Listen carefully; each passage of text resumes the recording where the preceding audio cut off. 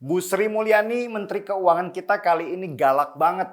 Beda banget dengan waktu dia menjabat di posisi yang sama di masa presidennya SBY. Itu mungkin karena di bawah Jokowi dia merasa nyaman dan tidak mendapat tekanan politik untuk menjalankan kerjanya. Di zaman SBY, Bu Sri Mulyani terpaksa mundur dari jabatannya. Dia cerita kalau selama menjadi Menteri Keuangan di masa pemerintahan SBY, dia sering mendapat tekanan dari para elit. Dan sepertinya ketika ditekan itu, Bu Sri Mulyani tidak mendapat perlindungan dari presiden sehingga dia lebih baik mundur daripada harus mengikuti kemauan elit di kabinet pemerintahan SBY. Dan menurut Bu Sri Mulyani, mundurnya dia dari kabinet SBY itu sebuah kemenangan karena dia tidak mau kompromi dengan kesalahan. Beda ketika dia jadi Menteri Keuangan di zaman Jokowi ini. Jokowi melindungi dia secara politik sehingga Bu Sri Mulyani lebih aman dalam menjalankan tugasnya yang berat dan bisa dibilang berbahaya itu.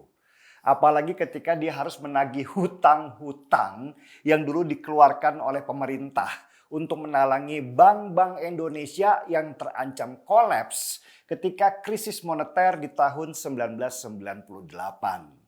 Kasus ini populer dengan nama Bantuan Likuiditas Bank Indonesia atau BLBI. Kenapa berbahaya? Karena mereka yang dulu dipinjami pemerintah itu ada yang sudah kaya raya, bahkan ada yang punya partai segala. Ini membuat Bu Sri Mulyani menjadi panglima perang yang ada di garis depan untuk mengembalikan uang sisa hutang dengan jumlah total 110 triliun rupiah.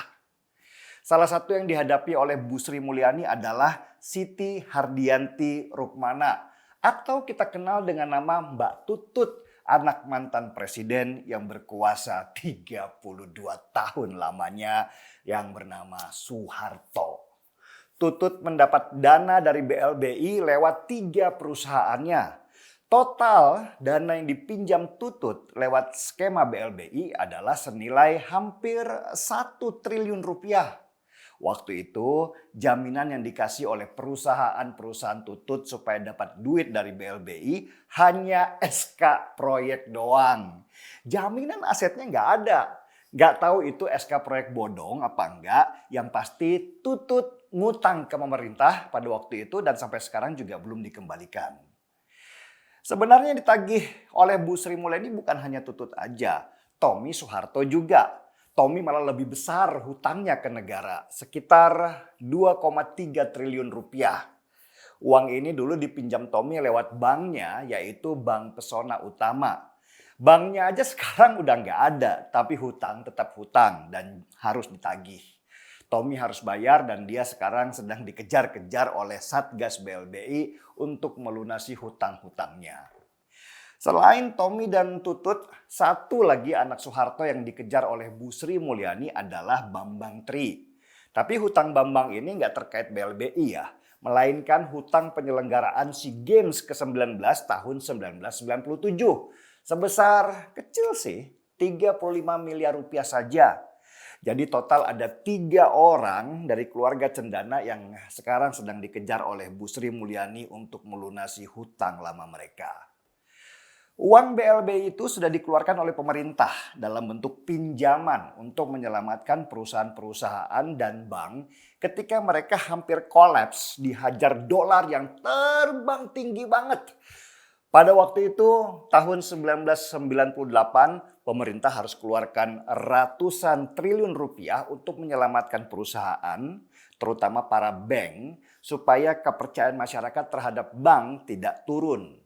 Kalau kepercayaan turun, masyarakat jadi tidak ada yang mau menyimpan uangnya di bank lagi.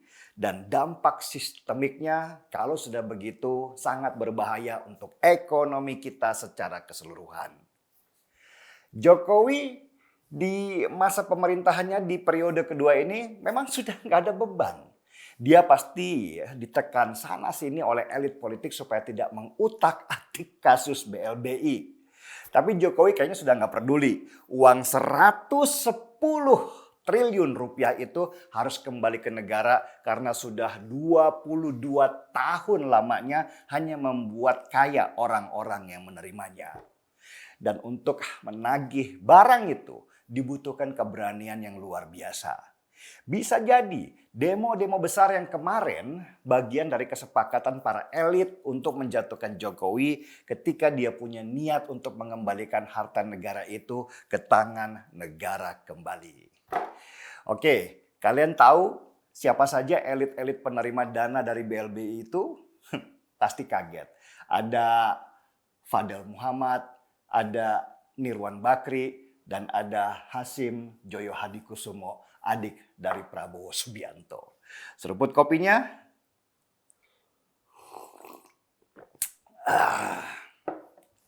Marki Bong, mari kita bongkar semua. Saya Denny Siregar, kita di acara Timeline.